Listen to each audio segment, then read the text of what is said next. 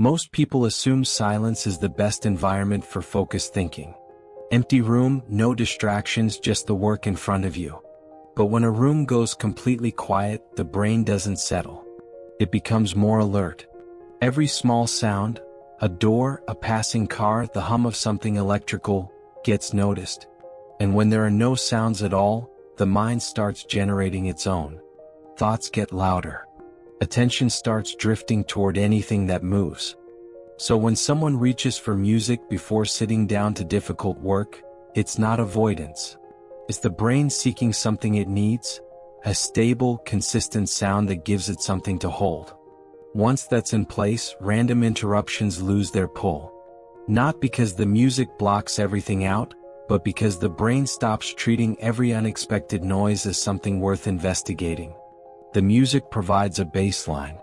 And against that baseline, focus becomes easier to maintain. The type of music matters though. New songs require processing. Unfamiliar structure draws attention toward the music itself rather than the task. Lyrics are words, and the brain registers them whether or not someone is consciously listening. That creates competition. The language center is being used by both the song and the work at the same time. Something gives. Familiar music behaves differently. When the brain already knows a song, it doesn't need to analyze it. It runs quietly in the background without demanding anything. That's why an old playlist tends to work better than a new one. It's not sentiment. It's just that familiar sound requires less. There's also something happening on a chemical level. Music a person enjoys, even softly, even without paying attention to it, produces a low-level dopamine response. Dopamine is the signal the brain associates with reward and continued engagement. And it tends to arrive before the most anticipated moment in a song, not during it. The brain recognizes what's coming and responds early. That quiet sense of something being right, which sometimes shows up while working with music on, is part of that same process. It lowers the threshold for staying with a task rather than moving away from it. Over time, something else develops. When the same music gets used across repeated work sessions, the brain begins to associate those sounds with a particular mental state. The music stops being a choice and starts functioning as a cue. Pressing play becomes enough to begin shifting attention toward work. The transition happens faster, with less resistance. That kind of conditioning builds without effort. It just requires consistency.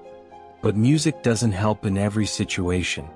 For tasks that require full cognitive capacity, learning something genuinely new, working through complex logic, reading dense material, background sound can become an interference rather than a support. The brain has limited processing space, and when a task already demands most of it, even quiet music can take more than what's left. Reading the same paragraph 3 times in a row is often a sign of that. Not fatigue, just too many things competing at once. So the more useful question isn't whether to listen to music while working. It's what the task actually requires. Routine, creative, or sustained tasks tend to benefit from background music, particularly instrumental, familiar, and moderately paced. Tasks that are cognitively new or highly analytical tend to go better in quiet. The difference is worth paying attention to, because applying the wrong environment to the wrong task makes both harder. What the brain needs in order to focus isn't silence. It's stability. A consistent environment where unexpected input isn't constantly pulling attention sideways. Sometimes that's a quiet room. Sometimes it's a playlist that's been used so many times it barely registers as music anymore. Just a familiar presence that keeps the surroundings steady enough for the work to happen.